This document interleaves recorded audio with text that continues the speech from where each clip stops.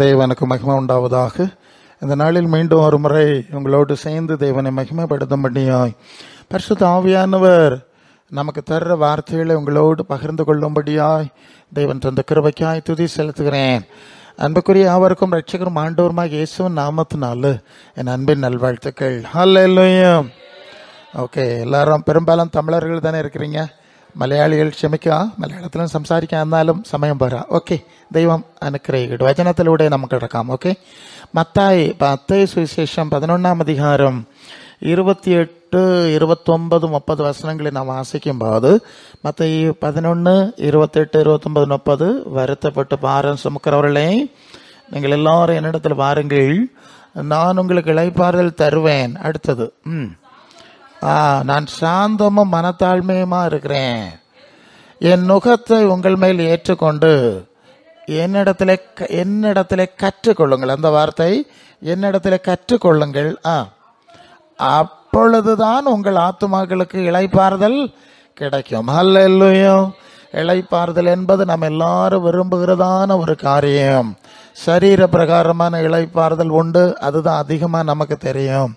ஆனால் ஆத்மாவுக்கு ஒரு இளைப்பாறுதல் உண்டு, அது ரொம்ப முக்கியம். பலவேளை பலர் அதை உணர்கிறது கிடையாது. எப்படி இருப்பினும் அது சரீர பிரகாரமான இளைப்பாறுதல் ஆனாலும் சரிதான், ஆத்மாவின் இளைப்பாறுதல் ஆனாலும் சரிதான், அதை ஆண்டவர் நமக்கு தருவதாக வாக்கு கொடுக்கிறார். ஹல்லேலூயா.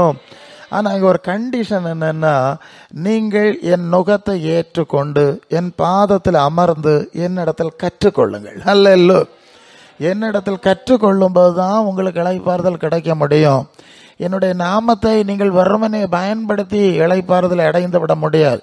பல ரீதியில் நாங்கள் சுவிசேஷ பணியில் செயல்படும் போது இயேசுவின் நாமத்தை பயன்படுத்தி காரியங்களுக்கு பயன்படுத்தி இளைப்பாறுதலை விரும்புகிற மனிதர்களை நாங்கள் நிறைய பார்ப்போம். கிறிஸ்தவ கோலத்தில் கூட கத்தோலிக்க மரபில் குருசெடி என்று சொல்வார்கள். குருசெடினா என்னது? ஒரு சிலுவை நாட்டி வைத்திருப்பார்கள். ஏசு மரியா என்றெல்லாம் சில சிலைகளை பண்ணி வைத்திருப்பார்கள். அதை சுற்றி மெழுகுவர்த்தி கொளுத்தி வைப்பார்கள், சாம்பிராணி புகைப்பார்கள். சாயங்கால நேரத்தில் அதை சுற்றி இருந்த போது பாடுகிறார்கள். ஒரு விதமான தொழுகை நடத்துகிறாங்க இல்லையா? பார்க்குறீங்க, நம்ம பார்க்குறோம். அது எதுக்கு இப்படி கூடியிருக்கீங்க, எதுக்கு பாட்டு பாடுறீங்க, எதுக்கு இந்த தொழுகை நடத்துறீங்கன்னா அவங்க என்ன சொல்கிறாங்கன்னா, எங்களுக்கு புதுமை நடக்கணும். என்ன நடக்கணும்? புதுமை, அற்புதம் இல்லையா? அற்புதம், மலையாளத்தில் அற்புதம், புதுமை. எங்களுக்கு அற்புதம் நடக்கணும். பல பிரச்சனை இருக்குது, பிரச்சனை எல்லாருக்கும் இருக்குது. அதுக்கு தான் பரிகாரத்திற்காக நாங்கள் இங்கே இந்த குருசெடி தொழுகையை நடத்தி கொண்டிருக்கிறோம். அப்போ இதுபோல் பல சூழ்நிலையில் இயேசுவின் நாமத்தை பயன்படுத்தி புதுமை நடக்கணும், அற்புதம் நடக்கணும், விடுதலை நடக்கணும் என்று சொல்லி பலவிதமான ஆராதனை தொழுகை முறைகள் இருக்கின்றன, உலகத்தில் நடந்து கொண்டிருக்கிறது. ஆனால் இங்கே ஆண்டவர் சொல்கிற காரியம், நீங்கள் என்ன சுற்றி பாடிக்கிட்டு இருக்கிறதில்ல, நான் சொல்லுறதுக்கு கீழ்ப்படிங்க. ஹல்லேலூயா. அந்த வார்த்தை புரியும் இல்லையா? நீங்கள் என்ன சுற்றி பாடிக்கிட்டு இருக்கிறதுக்கு சொல்லலை, நான் சொல்லுறதுக்கு இப்போ கீழ்ப்படிங்க, என்னிடத்தில் கற்றுக்கொள்ளுங்கள். அந்த வார்த்தை எனக்கு முன்னால் வந்தது. என்னிடத்தில் கற்றுக்கொள்ளுங்கள். கிறிஸ்தவ கோலத்தில் இயேசு ஆராதிக்கிற அனுபவங்கள் நிறைய இருக்கிறது, பல ரீதியில் இருக்கிறது, நமக்கு தெரியும். ஆனால் அந்த மக்கள் பல இருளான, கடினமான, கசப்பான சூழ்நிலையில் சிக்கிக் கொள்கிறார்கள். நாங்கள் திருப்பிரசங்கத்துக்கு போவோம், பல சூழ்நிலைக்கு போவோம், கத்தோலிக்க ஏரியாஸ்ல எல்லாம் நிறைய போவோம். ஜனங்கள் வருவார்கள், வந்து ஐயா எங்களுக்கு இந்த பிரச்சனை அந்த பிரச்சனை. நிறைய ஜபம் இருக்குது, நிறைய புனித வழிபாடு இருக்குது, பல வழிபாடு இருந்தாலும் ஜனங்களுக்கு என்ன இல்லை? விடுதலை இல்லை. பல ரீதியிலானது. சிலர்கிட்ட ஜெபம் பண்ண வருவாங்க, எங்கே இயேசுவை பற்றி சொன்னால் சொல்லுவாங்க, எங்களுக்கு இயேசுவை தெரியும் பாஸ்டர். இயேசு என்ன செய்யுமா தெரியுமா? அப்போ எப்படி இயேசுவை தெரியும்? நாங்கள்லாம் தாய் சபைக்கு போகிறோம். யாரு சபைக்கு போகிறாவலாம்? தாய் சபைக்கு போகிறாவலாம். புரியுதா? அவங்க தாய் சபைன்னா உங்களுக்கு புரியும் நினைக்கேன். அங்கே ஏதோ ஒரு தாய் இருக்கு அவளாம், அதனால அது தாய் சபையாம். நாங்கள் தாய் சபைக்கு போகிறோம், எங்களுக்கு இயேசுவை தெரியும். அப்போ இயேசுவை தெரியணுன்னா அப்போ இயேசு உங்களுக்கு புதுமை செய்யலையா, அற்புதம் செய்யலையா? ஒரு நல்ல கேள்வி இருக்கு இல்லையா? எத்தனை வருஷம் இயேசுவை தெரியும்? ஐயோ நாங்கள் பரம்பரையாக தாய் சபை தான். கொள்ளாமா? பரப்பிலிருந்தே தாய் சபை தான், பரப்பிலிருந்தே பாரம்பரிய சபை தான். ஆனால் இப்போ பிரச்சனை வந்த பிறகு அப்போ அந்த இயேசு உங்களுக்கு பரிகாரம் செய்யவில்லையா? ஒரு நல்ல கேள்வி இருக்கு இல்லையா? அவருக்கு பரிகாரம் செய்கிறவர், அற்புதம் செய்கிறவர்னு தானே நீங்கள் சுற்றி இருந்தீங்க வருஷ கணக்கா. ஏன் நடக்கவில்லைன்னு ஒரு மிக மிக முக்கியமான கேள்வி உண்டு. அவர்களுக்கும் பதில் சொல்ல தெரியல. என்ன செய்யுது? ஒன்றும் தெரியாது. ஒரு முறை ஒரு ஊரில் நான் சுவிசேஷ பணிக்கு போயிருக்கிறேன். உண்டு, என் மனைவி மகள் நாங்கள்லாம் ஸ்கூட்டரில் போவோம். ஸோ அங்கே ஒரு வீட்டில் ஓகே சாயங்காலம் அதில் வருவோம், வந்தால் ஆண்டவரை பற்றி 2 வார்த்தை சொல்லுவோம். அங்கே ஒரு ஆண்டவர் ஒரு சின்ன கிரியை செய்ததுனால எனக்கு ஒரு அனுமதி கிடச்சிது, வாருங்க பாஸ்டர்னு கூப்பிடுவாங்க. அப்போ நான் சொன்னேன், நான் சும்மா வந்து ஜெபம் பண்ணிட்டு பொதுமாக நடத்திக்கிட்டு போகிற பிரசங்க யாரும் கிடையாது, சரியா? நான் ஆண்டவருடைய சுவிசேஷகன், அவருடைய வேலை செய்யணும். அப்போ இங்கே வந்தால் சுவிசேஷம் பேசணும், அனுமதி தருவீங்களா? சரி வந்துருங்க. அப்போ ஞாயிற்றுக்கிழமை நான் இப்படி சபையில் பிரசங்கம் பண்ணுவேன், மத்தியானத்துக்கு பிறகு அப்படி இந்த மாதிரி சூழ்நிலையில் நிற்பேன். அன்றைக்கு ஒரு தாய் மகளுமா 2 பேர் வந்திருக்கிறார்கள். அந்த நான் போய் ஸ்கூட்டரில் இறங்கி கொஞ்சம் வீடு இப்படி ஒரு ஏற்றம் இப்படி இறங்கி மேலே ஏறும்போது அந்த தாய் கும்பிட்டு கொண்டு வருகிறார்கள், என்னை பார்த்து கும்பிட்டு கொண்டு வருகிறார்கள்.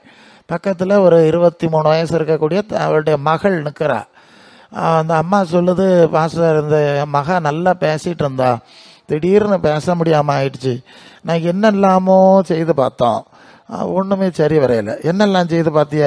அது நாங்கள் தாய் சபையை சேர்ந்தவங்க பாஸ்டர், எங்களுக்கு பிதாவாகியது சர்வேஸ்வரன், குமாரன், தூய ஆவி சர்வேஸ்வரன், இறைவனின் தாய் சர்வேஸ்வரி, அப்புறம் 33 எவ்வளவோ புனிதர்கள் இல்லையா, அப்புறம் மிகாவேல் தூதர், கப்ரியல் தூதர், எல்லாம் அவங்களுக்கு நிறைய புனித தலங்கள் இருக்குது. இங்கே எல்லாம் போய் எல்லாத்தையும் பார்த்தாவலாம். சொல்லுறது புரியுதா அவங்களுக்கு? எல்லா இடத்துக்கும் சுற்றியாச்சு, எல்லா இடத்துலையும் போய் உருண்டு புரண்டு எல்லாம் பார்த்தோம், ஒன்றும் நடக்க இல்லையா. இந்த வீட்டம்மா சொல்லிச்சு, ஒரு பிரசங்கியாரத்தில் வருவார், அவர் சிவம் பண்ணுவார், எங்களுக்கு சிவம் பண்ணி ஆண்டவர் இந்த வீடு கட்ட உதவிச்சாருன்னு சொல்லிட்டு. ஸோ அதனால் அவர் வருவார், ஞாயிற்றுக்கிழமை சாயங்காலம் இப்படி வருவார், அதனால் கூட்டிகிட்டு வந்துட்டேன்னு சொல்லிச்சுது, சரியா? அப்போ நான் சொன்னேன், சரி நீங்கள் நிறைய இடம் எல்லாம் பார்த்துருக்குதியா, ஏசுநாதரை பார்த்துருக்கிறியா, ஏசுநாதருக்கு அம்மையை பார்த்துருக்கியா, அப்பனை பார்த்துருக்குதியா, அதானே அவங்க மரபு, எல்லாம் பார்த்தாச்சுன்னு சொல்லுதியே.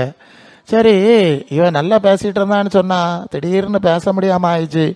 இவன் அந்த வாயினால் யார் யாரை என்னென்ன பேசினாலோ எனக்கு தெரியலையே, கொள்ளாமா? நான் இப்படியே சொல்லேன், நல்லா பேசிகிட்டு இருந்தவங்களுக்கு திடீர்னு பேச முடியாமல் ஆயிடுச்சுன்னா என்ன அர்த்தம்? என்ன செய்தாலோ தெரியலை, என்ன பேசினா யாரை பேசினா தெரியலை. சரி போட்டு எல்லாம் போட்டு, சரி எல்லாம் உலகத்தில் சூழ்நிலை எல்லாம் இப்படி தான் இருக்குது. ஆமாம், சரி. ஆனால் இந்த பிரச்சனையை சரியாகணும்னா இதுக்கு காரணமாக ஏதோ நடந்திருக்குல்ல, இதுக்கு காரணமாக ஏதோ காரியம் நான் செஞ்சுருக்கேன்ல, பாவம், அதை வெளியே எடுத்தால் தான் இதை சரிப்படுத்த முடியும். அந்த அதிகாரம் எனக்கு கிடையாது. நான் சொல்லுறது புரியுதா? இந்த இந்த பாவத்தை வெளியே எடுக்க அதிகாரம் எனக்கு கிடையாது, அது இயேசுநாதருக்கு மட்டும்தான் இருக்குது அப்படின்னு சொல்லி லூக்கா சுவிசேஷத்தில் 12ஆம் அதிகாரத்தில் இருக்கிற ஒரு சம்பவம் தான், இல்லை 5ஆம் அதிகாரத்தில் ஒரு சம்பவத்தை, அது 5:18 படிக்கணும். ஒரு பக்கவாத நோயாளி, திமிர்வாதக்காரன் படுக்கையோட இயேசுகிட்ட கொண்டு வந்தார். கொண்டு வந்தோடனே இயேசு 20ஆம் வசனத்தில் சொல்கிறார், மகனே உன் பாவங்கள் உனக்கு மன்னிக்கப்பட்டனேன்னு சொன்னார். உடனே சுற்றி இருக்கவெல்லாம் முறமுறுக்காத, பாவத்தை மன்னிக்கிறதுக்கு இவன் யார், இவனுக்கு யார் அதிகாரம் கொடுத்தது அப்படின்னு பேசிக்கிறான். அப்போ இயேசு சொல்லுறாரு, எப்பா பாவம் மன்னிக்கப்படுவதுன்னு சொல்லுவதா, நீ எழுந்து வீட்டுக்கு போன்னு சொல்லுதா, எது எளிது? இவனுக்கு பாவத்தை மன்னிக்காமல் சோக்கேட்ட சுகம் ஆக்குது, எப்படி புரியுதா நான் சொல்லுது? அப்போ இந்த வியாதிக்கு காரணம் என்னது, இந்த பிரச்சனைக்கு காரணம் என்னது? பாவம் இருக்குது. அந்த பாவத்தை முதலாவது வெளியே எடுக்கணும், அதை நீக்கினாதான் பாவ பரிகாரம் உண்டாக்க முடியும் அப்படின்னு விளக்கம் சொல்லி கொடுக்கார். பல வேளை நமக்கு தெரியலை, பல விஷயங்கள் ஏன் வருது எதுக்கு வருதுன்னு நமக்கு தெரியாது. அதான் ஆவியானவர் பேசுகிறார், என் பாதத்தில் நீ உட்காரல, எனக்கிட்ட நீ படிக்கலை, உனக்கு சொந்த வழியிலே நீ போகிற, பாவமான வழி, உனக்கு அது பாவம்னும் தெரியாது, பரிசுத்தம்னும் தெரியாது. ஆமாம், இருளுக்கும் ஒளிக்கும் வித்தியாசம் தெரியாத வழியெல்லாம் இருக்கிறது. மனுஷருக்கு செம்மையாய் தோன்றுகிற வழிகள் உண்டு, அது மரண வழின்னு எழுதியிருக்கு. நமக்கு செம்மையாக தோணிடும், நமக்கு சரின்னு தோணிடும், அப்படியே போயிடுவோம். ஏசுநாதரை தெரியும், ஆனாலும் நமக்கு அவருக்கு பாதத்தில் உட்கார தெரியாது. என்ன தெரியாது? பாதத்தில் உட்கார தெரியாது. அவர் என்ன சொல்லுகிறாரோ அதை கேட்க தெரியாது. கேட்டு நடந்தாலே நேராக நடக்க முடியும். அதனால தான் 6:33 ஆண்டவர் சொன்னார், முதலாவது தேவனுடைய ராஜ்யத்தை அவருடைய நீதியையும், நீதி தான் தேவனையும் தெரியாது, தேவராஜ்யம் தெரியாது, நினச்சிக்கிடுது. நான் தேவப்பிள்ளை நினச்சிக்கிடுது, அப்படி தெரியாது. அதனால் பல ரீதியில் போகிறது மாட்டிக்கிடுது. அப்புறம் என்ன செய்யுது? சரி, பாவத்தை மன்னிக்கணும்னு சொல்லிட்டு, பாவம் மன்னிக்க எனக்கு அதிகாரம் உண்டு என்கிறத நீங்கள் அறிய வேண்டும் என்று அங்கே கீழே இருக்குது. சொல்லிட்டு கிளம்பி வீட்டுக்கு போன்னு சொன்னார். அவன் சடரடா எழும்பினான், படுக்கை எடுத்துக்கொண்டு வீட்டுக்கு போனான். அங்கே வந்து சம்பவம் இருக்கிறது. சரி, அப்போ இங்கே என்ன புரிகிறோம்னா, பாவத்தை எல்லாம் மன்னித்து சாபங்களை எல்லாம் நீக்கி அவர் பரிகாரம் செய்கிறார் என்பதை நாம் இந்த அனுபவத்தில் பார்க்குறோம். அப்போ நான் இந்த பகுதியை நான் அந்த பிள்ளைகிட்ட சொல்லிகிட்டு இருந்தேன். அப்போது இதுக்கு என்ன காரணமோ அதை ஆண்டவர் தான் எடுக்கணும். இதை நீ விசுவாசிக்கிறியான்னு கேட்டேன். ஆமாம் விசுவாசிக்கிறேன். தலையாட்டுகிறா, பேச முடியாது. கத்தோலிக்கம் தானே, அவளுக்கு இதெல்லாம் பாவாரிக்கையெல்லாம் நம்ம விட அதிகமாக செய்ய ஆளுவ கத்தோலிக்கராகும் இல்லையா? பாவா இயேசுன் சிலுவை பலியை தியானம் பண்ணதெல்லாம் செய்வாவ. அப்போது இதெல்லாம் செய்து சிலுவை முத்துன புறமும் அவளுக்கு ஏன் பாவ மன்னிப்பு கிடைக்கல இன்னொரு கேள்வி இருக்கு இல்லையா? அப்போ நான் சொன்னேன், அப்போ அவருக்கு அதிகாரம் இருக்கிறது, அதை விசுவாசிக்கிறியா? ஆமாம். சரி, நீ என்ன பாவம் செஞ்சான்னு உனக்கு தெரியும், அதை நீ அறிக்கை பண்ணி விடுவியா? இதுதான் செஞ்சு போட்டேன், தெரியாமல் செஞ்சுட்டேன், எனக்கு மன்னிப்பு தரணும்.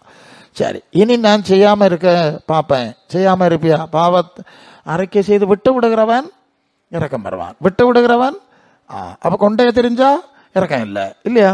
அது கிறிஸ்தவ மார்க்கத்தில் உள்ள ஒரு மோசடி என்னன்னா, சிலுவை கள்ள மாதிரி சிலுவை கள்ளிகள் எல்லாம் பரலோக ராஜ்யத்துக்கு போறாவேன்னு சொல்லிட்டு கள்ளமாறு கள்ளிகளாட்டே இருந்துருவாவ. அதாக்கம் பிரச்சனை. அப்படி இருக்கக்கூடாதுங்கிறதாக எனக்கு நேரம் ஷார்ட்டு வந்துட்டே இருக்கும்.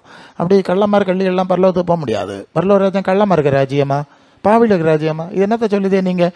மற்ற 13:43 நீதிமான்கள் பிதாவின் ராஜ்யத்திலே சூரியனை போல பிரகாசிப்பார்கள். கொலோசியர் 1:12-13 ஒளியில் உள்ள பரிசுத்தவான்களின் சுதந்திரத்தில் பங்கடையும்படி நம்மை தகுதி உள்ளவர் ஆக்கினவர் எழுதியிருக்கு. அப்போ பரலோக ராஜ்யம் பரிசுத்தவான்களுடைய ராஜ்யம். அது கள்ளமார்க்க கள்ளிகளுக்கு ராஜ்யம் கிடையாது, பாவிகளுக்கு ராஜ்யம் கிடையாது. அது கிறிஸ்தவர்கள் எல்லாம் தப்பாக பேசாவ. நான் ரொம்ப ஏற்று விசாரிட்டு பேசுவேன், இப்போ நேரம் இல்லை. அதெல்லாம் அவளுக்கு செல்வக்கள்லாம் எங்கே போனால் எங்கே அப்படி வந்தான் எல்லாம் சொல்லிடுவோம். சரி, அப்போது இப்படி கள்ளமார் கள்ளிகளை போல இருந்துக்கிட்டு ஏசப்பா டாடி மம்மின்னு சொன்னால் காரியம் நடக்குமா? என்னத்தை சொல்லுதியா நீங்கள்? அல்ல இல்லையா? അതില്ലേ ഇപ്പോൾ ക്രിസ്തവ മാർഗത്തിലുള്ള ലക്ഷണക്കേട്. ശരി, നിങ്ങൾക്ക് മനസ്സിലാക്കുന്നല്ലോ.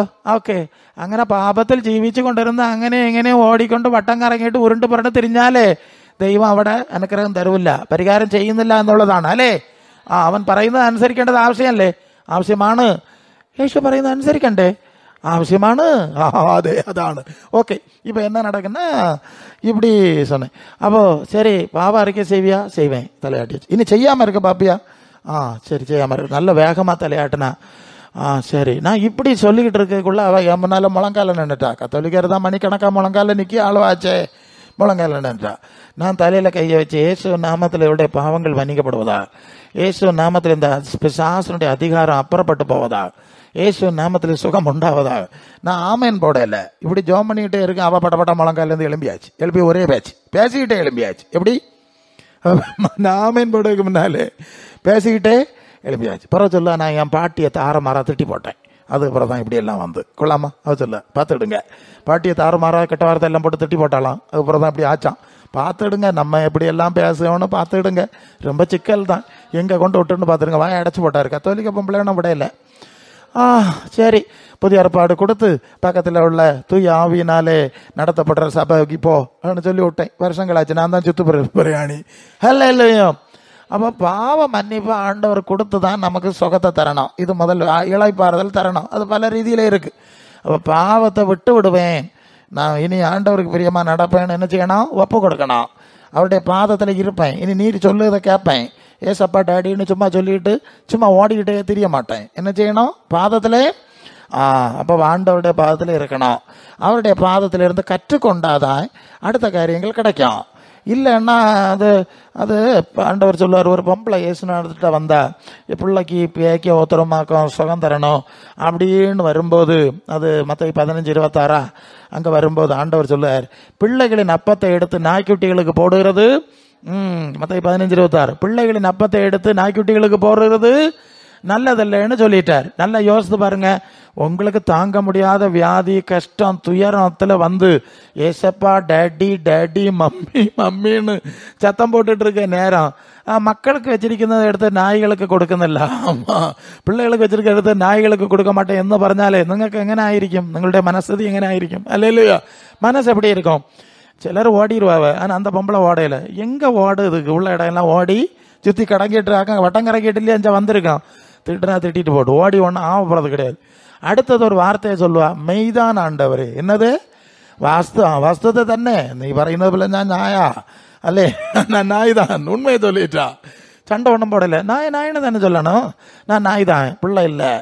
அப்படின்னு சொல்லிட்டு, என்றாலும் ஆண்டவரே நீ இருந்த நான் பிள்ளைகளுக்கு பிஸ்கட் எல்லாம் வாங்கி கொடுக்கும்போது அதுவை பறித்து தின்னும்போது துண்டு கிளவலாம், சில துண்டு துணிக்க விழாம், அதை கீழே இருக்க பூனை எடுத்து தின்னான். என்னது பூனையா நாயா எல்லாத்தையும் எடுத்து தின்னான் இல்லையா?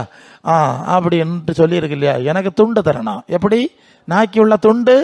ஆண்டவர் ரொம்ப சந்தோஷம். நம்ம ஒப்பு கொண்டாச்சு, பாவாரிக்கு செஞ்சாச்சு, ஒப்பு கொண்டாச்சு, துண்டு தந்தா போதும். சரி நீ விரும்புகிறபடி உனக்கு கிடவதுன்னு கொடுத்து விட்டுட்டார். வாங்கிட்டு அவ போனா. இப்படியாக அநேகர் நான் நாயாக்கம், பேயாக்கம், நரியாக்கம், பன்னியாக்கம், கோழியாக்கம், எனக்கு துண்டு தரணும், துணிக்க தரணும் கேட்குது. எத்தனை நாள் துண்டு தர்றது? அல்ல இல்லையா? இப்படியே சிலர் அதான் விஷயம்.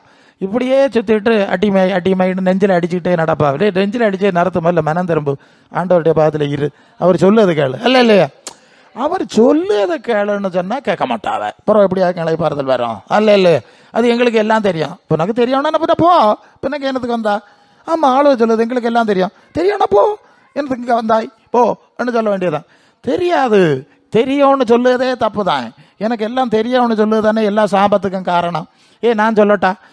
கிறிஸ்தவ குடும்பம் நாட்டையர் பேரன், சர்வலோக அதிபா நமஸ்காரம், சர்வ சிருஷ்டிகனே நமஸ்காரம்னு பாட்டு கேட்குறீங்க. அவருக்கு பேரனாக உங்கள்கிட்ட பேசுவேன், எல்லாம் பார்த்துட்டு வந்தவனாக. ஓசியா 8:12 சொல்லுது, என்ற வேதத்தின் மகத்துவங்களை அவர்களுக்கு எழுதி கொடுத்தேன், அதை அந்நிய காரியமாக எழுது. அப்போ ஏசுநாதர் சொன்னதெல்லாம் எழுதி கையில் தந்துருக்கு. இதை வாசிக்கிறதும் கிடையாது, சிந்திக்கிறதும் கிடையாது, தூர போட்டுட்டு எனக்கு எல்லாம் தெரியும், எனக்கு எல்லாம் தெரியும். என்னது தெரியும்? எப்படி தெரிய முடியும்? கண்ணை திறந்து வாசிச்சா இல்லையா தெரிஞ்சிருக்க முடியும்? இயேசு யாரு, அவர் என்ன சொல்லியிருக்காரு, அவருடைய சீடர்கள் என்ன சொல்லியிருக்கிறார்கள், இங்கே என்ன இருக்கு? நாங்கள் தெரிஞ்சதுனாலே பார்த்து எல்லாம் படிச்சுக்கிட்டு வந்து தமிழ்நாடு கேரளான்னு நான் பேசுறதுக்கு ஆண்டவர் அனுப்பிட்டு இருக்காரு. அல்ல இல்லையா? எல்லாம் தெரியும்னு இருந்தால் அதில் தான் இருக்கணும், மூலையில் தான் இருக்கணும். என்னத்தை தெரியாது? ஒன்றும் தெரிய முடியாது. சரி, அப்போ ஆண்டவர்கிட்ட கற்றுக்கொள்ளணும்னா ஆண்டவருடைய வார்த்தை என்ன செய்யணும்? வாசிக்கணும். அப்படி வாசிக்கணும். அவர் சொன்னதை கேட்டால் தான் காரியம் நடக்கும். இல்லைன்னா துண்டு துணிக்க 2-3 நாள் கிடைக்கும், அப்புறம் துண்டு ஒன்றும் கிடைக்காது. பிள்ளைகளின் அப்பத்தை எடுத்து நாய்க்குட்டிகளுக்கு போடப்படாது இல்லையா சொல்லாரு. அப்போ இது யாருக்கு வச்சிருக்கு? பிள்ளைகளுக்கு வச்சிருக்கு. பிள்ளைகளுக்கு இல்லையா வச்சிருக்கு? பிள்ளைகளுக்கு தான் கொடுக்கணும். அது எப்பவும் கிடைக்காது. ஆகவே இதை ரொம்ப நீங்கள் என்ன செய்யணும்? மனசில் வச்சுக்கிடணும். அல்ல இல்லையோ? பல சந்தர்ப்பத்தில் நாம் இயேசு நாமத்தை சொல்லிட்டு அவர் சொல்லுதை செய்யாதபடினாலே நமக்கு நன்மைகள் வர்றது கிடையாது. சரியா? அப்போ வேதத்தை நம்ம வாசிக்கணும், அவர் சொல்லி இருக்கிறத கேட்கணும் இல்லையா? அது யோவான் 15:7, நீங்கள் என்னிலும் என் வார்த்தை உங்களில் நிலைத்திருந்தால் நீங்கள் வேண்டிக் கொள்கிறது எதுவும் அது உங்களுக்கு செய்யப்படும். சரியா? நீங்கள் என்னில் நிலைச்சிருக்கணும், என் வார்த்தை உங்களில் நிலைச்சிருக்கணும். அப்போ தான் நீங்கள் கேட்கறது உங்களுக்கு கொடுக்கப்படும். இல்லாமல் ரோட்டில் நின்றுக்கிட்டு ஏசப்பா டட்டி மம்மின்னு சொன்னால் உனக்கு காரியம் நடக்காது. சொல்லுது புரியுது இல்லையா? அப்போ என்ன செய்யணும்? ஆண்டவருடைய பாதத்தில் அமர்ந்திருந்து அவருடைய வார்த்தையை ஏற்றுக்கொள்ளணும். அவருடைய வசனம் நமக்குள்ள இருக்கணும், அவருடைய மாதிரி நமக்குள்ள இருக்கணும். அது ஆமாம், யோவான் 13:15, நான் செய்தது போல நீங்கள் செய்யும்படி உங்களுக்கு மாதிரி வைத்து போனேன், நான் செய்தது போல செய்கிறவன் பாக்கியவான் மாறானு അവിടെ പറഞ്ഞിട്ടുണ്ട്. அப்போ இயேசு சொன்ன வார்த்தைகளை பார்க்கணும், அவருக்கு மாதிரியை பார்க்கணுமா வேண்டாமா? வேணும். மத்தேயு 28 கடைசி 2 வசனம், மத்தேயு 28:19-20 இயேசு சீசர்கிட்ட சொல்றாரு, நீங்க புறப்பட்டு போய் சகல ஜாதியும் சீசராக்கி ஞானஸ்நானம் கொடுத்து நான் உங்களுக்கு கட்டளையிட்ட யாவையும் கை கொள்ளும்படி அவர்களுக்கு உபதேசம். அப்ப நாங்க ஊழியக்காரர், நாங்க என்ன செய்யணும்? டேய் உட்காரு, இந்த வார்த்தையை கேளு, இயேசு இப்படி சொல்லியிருக்கார், அவர் இப்படி மாநிலத்திற்கு காணிச்சிருக்கார், நீ கீழ்ப்படியணும். சொல்லணுமா வேண்டாமா? நாங்க உங்களை சீசர் ஆக்கணுமா வேண்டாமா? சீசர் ஆக்கணுமா பக்தர் ஆக்கணுமா? உங்களுக்கு எப்படி தெரியுது? வசனம் என்ன சொல்லியிருக்கு? சகல ஜாதியையும் சீசராக்க தானே சொல்லியிருக்கு. யோவான் 4:1 இயேசு சீசராக்கி தான் அநேகருக்கு ஞானஸ்நானம் கொடுத்தாராம், சீசரில் வச்சு. சரியா? அப்போ நீங்கள் சீசர் ஆனியலா கேட்போம், சீசி ஆனியலா? சீசர்னா என்னது? இயேசு சொல்லுறதுபடி நடக்கிறவர்கள் தான் சீசர்கள். அது யோவான் 8:32, நீங்கள் என்னுடைய உபதேசத்தில் நிலைத்திருந்தால் மெய்யாகவே என் சீசராக இருப்பீர்கள். அப்போ இயேசுனுடைய உபதேசத்தில் நடக்கிறது தானே சீசத்துவம். அப்படி நடந்தால் தானே பிள்ளைகள் அப்போ நமக்கு கிடைக்கும். என்னதை சொல்லுதியே? இது நான் சபை, அந்த சபை அப்படி, இந்த சபை அப்படி, இந்த பேச்செல்லாம் எனக்கு பேச வேண்டிய அவசியம் இல்லை. நீ இயேசுக்கு சீசன் ஆனியா, அதுக்கு பதில சொல். இல்லையா? அவர்கிட்ட இருந்துலையே உங்களுக்கு எல்லாம் வேணும், நன்மை வேணும். அப்போ நீங்கள் அவருக்கு சீசனாக இருக்கணும் இல்லையா? ஆனியாளா கேட்போம். நான் 5 வயசில் ஞானஸ்நானம் எடுத்து, எனக்கு சிஎஸ்ஐ சபையில் 5 வயசில் ஞானஸ்நானம், பிறகு எனக்கு பைபிள் எல்லாம் படித்த பிறகு இந்த வசனம் ஒரு முக்கியமாக பேசிச்சு, சீசராக்கி ஞானஸ்நானம் கொடுக்கணும்னு சொல்லியிருக்கு. எனக்கு சீசனும் தெரியாது, ஒன்றும் தெரியாது. 5 வயசுல என்ன தெரியும் எனக்கு? பிறகு இதெல்லாம் படித்து ஆராய்ஞ்சி எடுத்து பிறகு இயேசுக்கு சீசர் ஆகி பிறகு ஞானஸ்நானம் எடுத்து பரிசுத்தாவியை பெற்றாகும் இப்போ ஊழியக்காரன் ஆனது அல்ல இல்லையா? அப்போ முதல்ல இயேசுக்கு சீசன் ஆக பாருங்க. நீங்கள் ஒரு சபைக்கு சீசன் ஆகி ஒன்றும் நடக்க போகிறதில்ல. அந்த பிரசங்கியார் நினைச்சுவார், அந்த பாஸ்டர் நினைச்சுவார், மனுஷன் தானே நாங்களும். அவர் வேணால் படிச்சிருப்பார், நிறைய படிச்சுட்டு ரெவரண்ட்னு போட்டிருப்பார். பேவரட்டு இதுக்கு போனீங்கன்னா ஓடி தப்பிடுவார் அல்ல இல்லையா? ரெண்டுன்னு போட்டிருப்பார். உளம்பாறை கொண்டு போ, உளம்பாறை அட்ரஸும் கொடுத்துட்ருவார். நான் அட்ரஸ் தருகிறேன், இதை கொண்டு போனால் அங்கே ஏற்றுக்கொள்வார் சொல்லி, ஆமாம் இது மென்டல் கேஸு, இதுக்கு ட்ரீட்மெண்ட் பண்ணுங்கன்னு வேணால் எழுதி தந்து விட்ருவார். அவர் ஓட்டம். ஆமாம், அவர் படிச்சிருக்காரு நிறைய. சரி, அப்போது இயேசுக்கு பின்னால் போனால் தான் இயேசுக்கு காரியம் நமக்கு கிடைக்கும், இயேசுக்கு அதிகாரம் நமக்கு கிடைக்கும். வேற எங்கேயும் போனால் அப்போ அங்கே போய் பார்த்துக்கன்னு சொல்லுவார் அல்ல இல்லையா? அப்போ நீங்கள் இயேசுக்கு சீசர் ஆணியலான்னு பார்த்துக்கிடணும். இயேசுக்கு சீசர் ஆணியலாங்கிறத படிக்கணும், பார்க்கணும். தெரியலைன்னா கேளுங்க, சொல்லி தந்துடலாம், தாராளம் சொல்லலாம். இனி செல்வின் நெகேமியா என் பேரை நீங்கள் யூடியூப்பில் டைப் பண்ணால் ஒரு 550 600 பிரசங்கம் இருக்குது. தமிழ்லையும் இருக்குது, மலையாளத்துலேயும் சிலது இருக்குது. சரி, வேணா பார்க்கலாம். சரி, தாராளம் சொல்லி தர்றோம். சீசர் ஆகு, என்ன செய்? சீசர் ஆவணும், இயேசுவின் பாதத்தில் அமர்ந்திருக்கணும். அவர் கேட்டால் நன்மையை தருகிறார். அப்போ அவர் சொல்லுகிறபடி செய்யணும். அதான் யோவான் 2:5 கானா ஒரு கல்யாண வீடானு അവിടെ വീഞ്ഞ് இல்லாத போய் அல்லே திராட்சரசம் குறைபட்ட போது எல்லாரும் வந்து அந்த வேலைக்காரர்கள் எல்லாரும் இயேசுவின் தாயாகிய மரியாளையே சுற்றி வருகிறாரு. சுற்றி வரும்போது இந்த மரியாள் போய் இயேசுவிட்ட போகிறா. இப்படியாக அவர்களுக்கு திராட்சரசம் இல்லை. 2:5 சொன்னோன்னே இயேசு சொல்லுவார், ஸ்ரீயே உனக்கு எனக்கு என்ன, என் வேலை இன்னும் வரையில, எனக்கு வேலை, உனக்கு வேலை இருக்குன்னா செய்து கொடு போ, அவ்வளோதானே, எனக்கு வேலை வரையில. உடனே அந்த அம்மா ஒதுங்கிட்டு, அந்த அம்மாவுக்கு நல்லா தெரியும். ஆமாம், அது 12வது வயசுலேயே தேவாலயத்தில் விட்டுட்டு போயிட்டாவ. திரும்பி வந்து தேடி பார்த்தா அவர் வேதபாரகர் பரிசேயர் மத்தியில் விவாதம் பண்ணிட்டு இருக்கார். இந்த அம்மா கேட்குது, மகனே ஏன் எங்களுக்கு இப்படி செய்தாய், ஏன் செய்தாய், நானும் அப்பனும் எவ்வளோ தேடி கஷ்டப்பட்டோன்னு. ஆண்டவர் சொல்லுவார், நீங்கள் என்ன தேடினிய, நான் என் பிதாவுக்கு அடுத்தவழியில் இருக்க வேண்டும் என்று உங்களுக்கு. யோசேப்பு எனக்கு அப்பனா, என்னத்தை அம்மா சொல்லுதிய நீங்கள் இல்லையா? விஷயம் தேவதூதன் வந்து என்ன சொன்னாய், உன்னதமானவருடைய பலன் உண்மையில் நில பரிசுத்து, நீ தேவகுமாரன் இல்லையா நாய், நீ என்னத்தை சொல்லிட்டு இருக்கிறா, ஐயோ போங்க. சரி சொல்லிட்டு அப்படியே கீழ்படிஞ்சார். அதனால மரியாளுக்கு நல்லா தெரியும், இவர்கிட்ட நம்ம சொல்லி காரியம் நடக்காது, இவர் தேவச்சித்தம் என்ன அனுப்புனவருடைய சித்தம்னு சொல்லிக்கிட்டே இருப்பார். ஸோ அதனால மரியா சொல்லிச்சது 2:5 அவர் உங்களுக்கு என்ன சொல்லுகிறாரோ அதன்படி சரிதானே. என்ன சுற்றி இந்த மிளகுத்திரியும் வச்சுக்கிட்டு சாம்பிராணியம் வச்சுட்டு வராதிங்க, அவர் சொல்லுதை செய்யுங்க. சரி, உங்கள் காரியம் நடக்கணும்னா அவர் சொல்லுதை செய்யணும், அதான் விஷயம். சரியா? அவர் இடத்துல கற்றுக்கொள்ளணும், அது மைண்டு. அப்போ இயேசுநாதர்கிட்ட படிக்கணும், அவருடைய பாதத்தில் இருக்கணும், அவர்கிட்ட பேசிகிட்டு இருந்தா அவர் நமக்கு கற்றுக் கொடுப்பார். கற்றுக் கொடுக்கும்போது தான் ஒவ்வொரு ரீதியிலான விடுதலைகள் நமக்கு உண்டாகும் அல்ல இல்லையோ? யோவான் 8:36 என்ன சொல்லுது? வசிக்கும்போது அங்கே என்ன படிக்கிறோம்னா, குமாரன் உங்களை விடுதலையாக்கினால் மெய்யாகவே. சரி, அப்போ இயேசுநாதர்கிட்ட விடுதலை கிடைக்கும்னு தெரியும். அப்போ என்ன செய்யணும்? அவருக்கு பாதத்தில் போய் உட்காரணுமா வேண்டாமா? அவர் சொல்லுது கேட்கணுமா வேண்டாமா? விடுதலை வேணாம் இல்லையா? அப்போ அவர் சொல்லுதை கேட்கணும். நீங்கள் லூக்கா 10ஆம் அதிகாரத்தில் 41-42 வசனத்தில் அது இயேசு வந்து லாசருக்கு வீட்டுக்கு போகிறார். மார்த்தாள் மரியாள் 2 சகோதரிகள் இருக்கிறார்கள். அப்போது இயேசு போய் அங்கே உட்கார்ந்தோடனே மரியா வந்து இயேசுவின் பாதத்தில் இருக்கிறா. எங்கே இருக்கிறா? இயேசுவின் பாதத்தில் உட்கார்ந்து அவர் சொல்லுவதை கேட்டுக்கொண்டிருக்கிறாள். மார்த்தா என்ன செய்கிறா? இவருக்கு சாப்பாடு கொடுக்கணும், அல்லது ஏதோ செய்யணும், வீட்டு வேலைகள் இருக்குது செய்யணும்னு அவள் வேலை செய்ய போயிட்டா.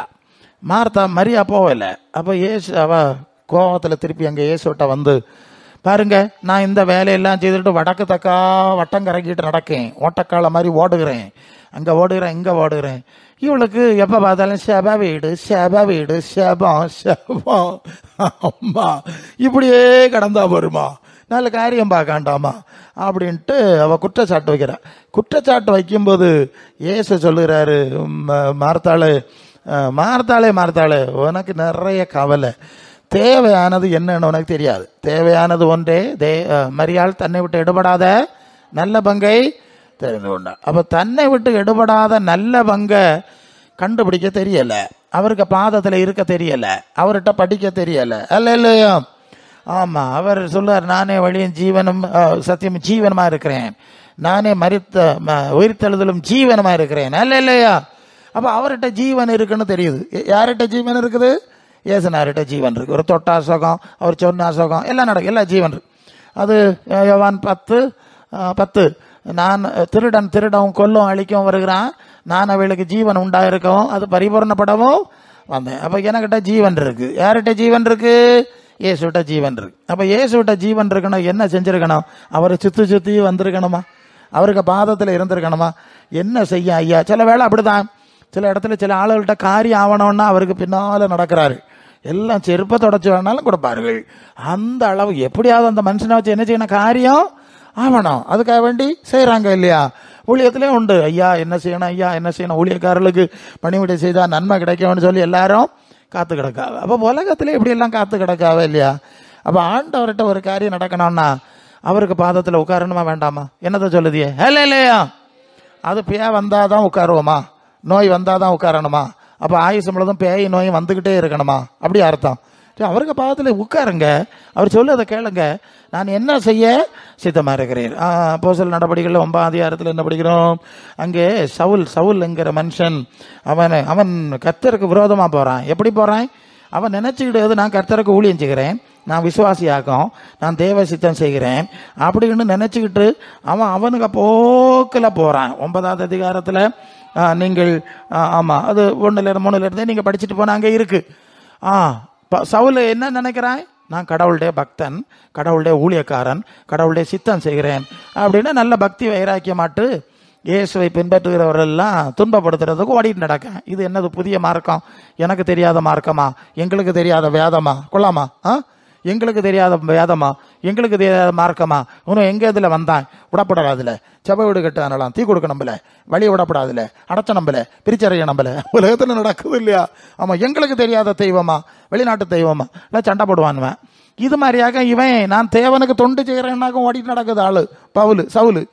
அங்கே போய் ஒரு ஜெப வீட்டு கிட்ட போய் அதை ஜெப வீட்டை அவனை பிடிச்சு கட்டி கொண்டு வரதுக்கு போகிற நேரம் ஒரு குறிப்பிட்ட தூரம் போனோடனே இவர் கண்ணு குருடாக்கி வழியில் ஆண்டவர் போட்டுட்டார் இல்லையா? அவங்களுக்கு தெரியும் அங்கே இருக்கு.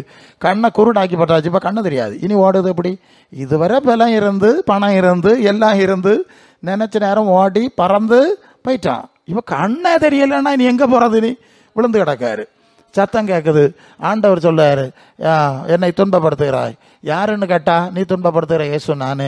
இப்போ அவன் ஒரு கேள்வி கேட்பான் இல்லையா? 9ஆவது அதிகாரத்தில், நான் என்ன செய்ய சித்தமாக இருக்கிறீர்? அந்த கேள்வி தான் முக்கியம். என்ன செய்ய சித்தமாக இருக்கிறீர், அது முக்கியம். ரொம்ப ரொம்ப முக்கியமான ஒரு காரியம். நான் என்ன செய்ய சித்தமாக இருக்கிறீர் என்று கேட்டான். அதற்கு ஆண்டவர் ஒரு பதிலை சொல்லுகிறார். சரி, என்ன, நீ பட்டணத்துக்குள்ளே போ, நீ செய்ய வேண்டியது அங்கே உனக்கு சொல்லப்படும். இது 6ஆம் வசனம் இல்லையா? 6ஆம் வசனத்துல தான் இருக்கு. அப்போ கண்ணு தெரியல, போக முடியல. நாங்களும் அப்படிதான், இப்பமா அப்படிதான். ஊழியக்காரர்கள் எங்களுக்கு என்ன செய்யணும்? நான் என்ன பாருங்க, ஓடிக்கிட்டே நடப்பேன், எங்க போனோன்னே தெரியாது, ஜெபம் பண்ணிட்டே போனோம், எங்க போனோம், ஏன் வழியில போனோம், அப்படியே ஜபத்தோட போவேன். இப்படி போனோன்னு தோணும், அப்படி இப்படி சுத்தி தான் உங்க முன்ன நிக்கிறேன். எனக்கு தெரியாது எங்கே போனோன்னு. பாஸ்டர்கிட்ட சொல்லல, அவர் கூப்பிடவே இல்லை. இது மாதிரி தான் நாம். அப்போ எப்போ பார்த்தாலும் எங்கே போனோம், என்ன செய்யணும் கேட்டு தான் நாங்களே போகிறோம். அப்போ எல்லாரும் என்ன செய்யணும்?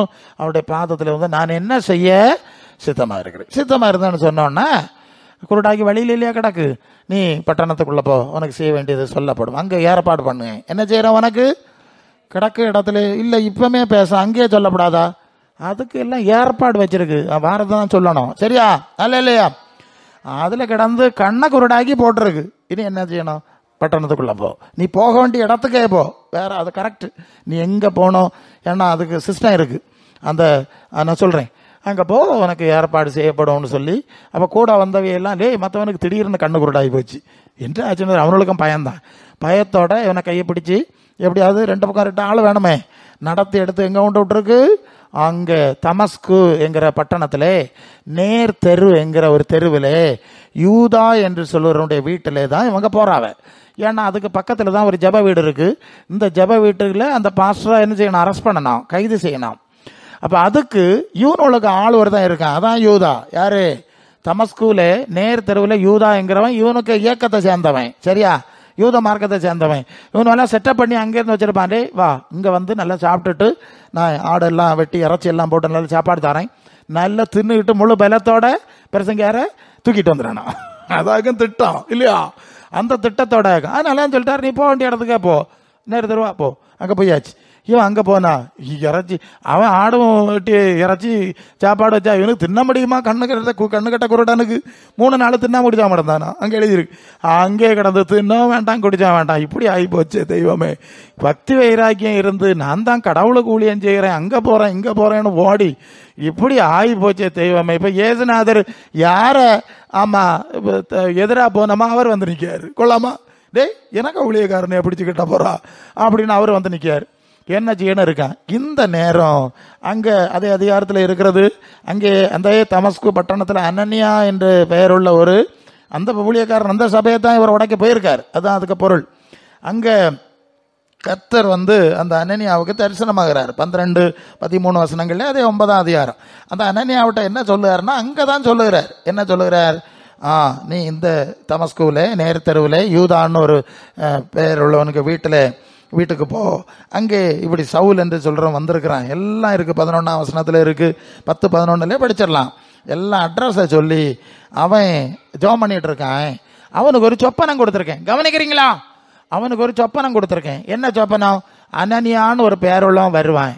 அவன் வந்து உன் தலையில் கை வச்சாதான் அவனை கண்ணு திறக்கணும். உன கண்ணை திறக்கிறதுக்கு நீ எந்த பாஸ்டரை அரெஸ்ட் பண்ணுக்கு ரெடியாக கை வந்தியோ அந்த பாஸ்டரை தான் ஏற்பாடு பண்ணியிருக்கேன் உனக்கு கண்ணை திறக்கிறதுக்கு. கொள்ளாமா? நீ அதனால போ அங்கே. அதான் சொல்லிட்டார்ல, நீ செய்ய வேண்டியது அங்கே போ, அங்கே எல்லாம் சொல்லப்படும், எல்லாம் ஏற்பாடு செய்யணும். அப்போ போயாச்சு, ஜோம் பண்ணுறான், அவனுக்கு சொப்பனம் கொடுத்தாச்சு. அதை அனனியாவிட்ட சொல்லியாச்சு, இப்படியாக விஷயம். அப்போ தான் அனனியா சொல்கிறான், அப்பா இவன் தான் பெரிய பாவி, எங்களை அழிக்க வர்றவன் இவன் தான், இவனுக்கு கண்ணை திறந்து விடுக்கா, இது என்ன கதை, குருடனாவே கிடந்தாதான் சரிப்படும். இவனை இப்போ திறந்து விட்டா, ஆமாம் சில வேளை அப்படிதாங்க, அவன் ரொம்ப சிக்கல்.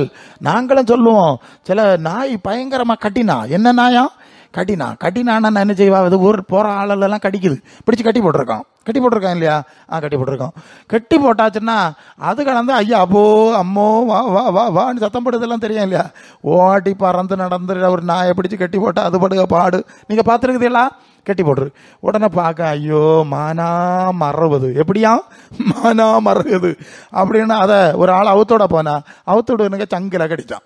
கொள்ளாமா போகிற வீட்டுக்காரே விவரம் கட்டவனே, அது போகிற வாரம் எல்லாம் கடிச்சுது, அதனால பிடிச்சி கட்டி விட்ருக்கேன், நீ ஒரு அவுத்தோட நேரு விவரம் கட்டவனே என்ன சொல்லுவாங்க.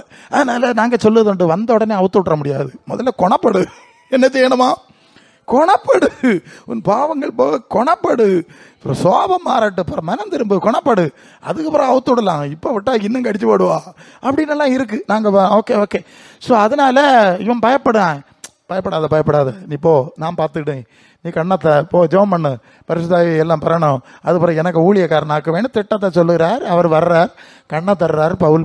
சவுல் பெரிய ஊழியக்காரனாய் பவுலாய் மாறிவிட்டார். சரிதானே?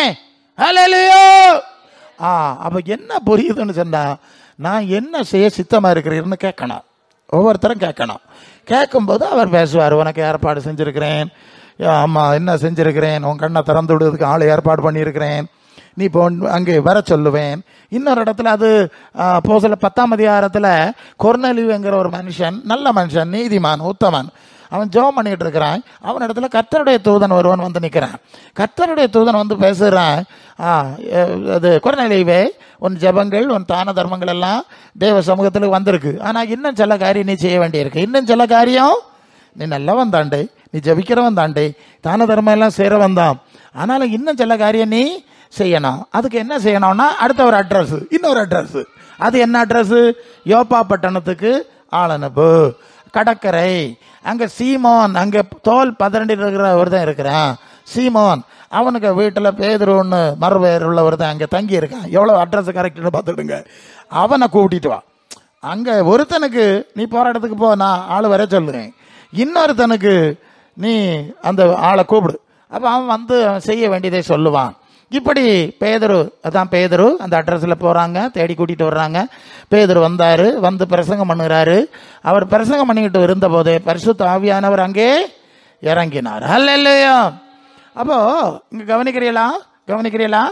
சரி. அப்போ இது மாதிரி தேவன் ஏற்பாடு செய்கிறார். அங்க வந்து என்ன கொடுக்கிறார்?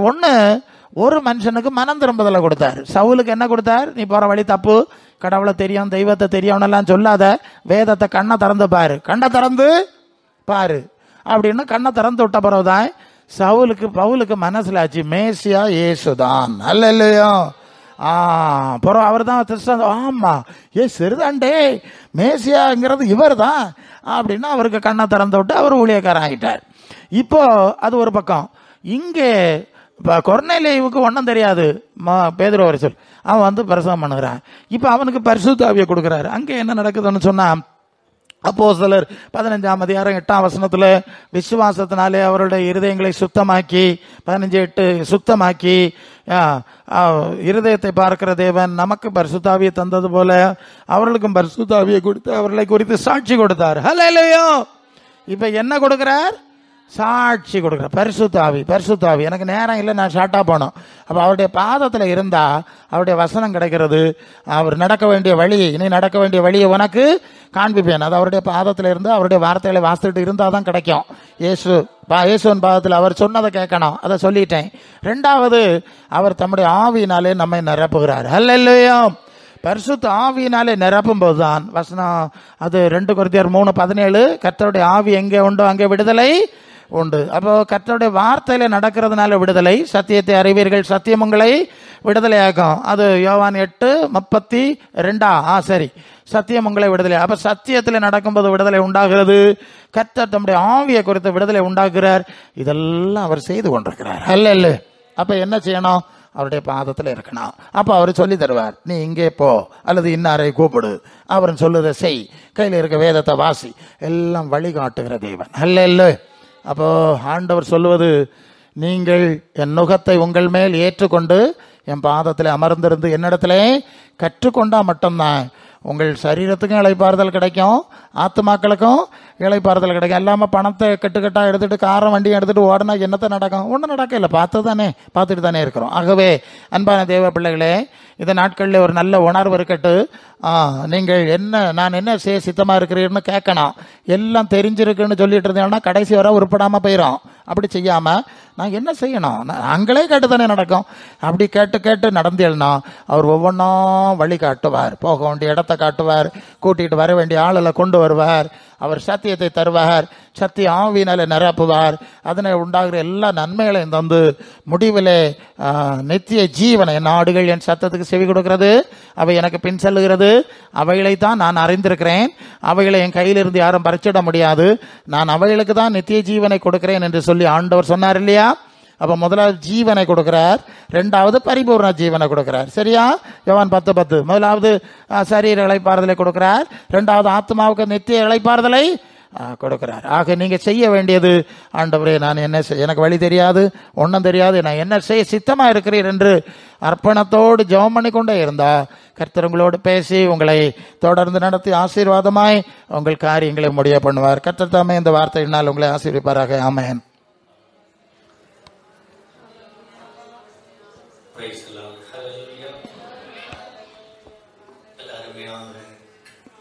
ஆவியானவர்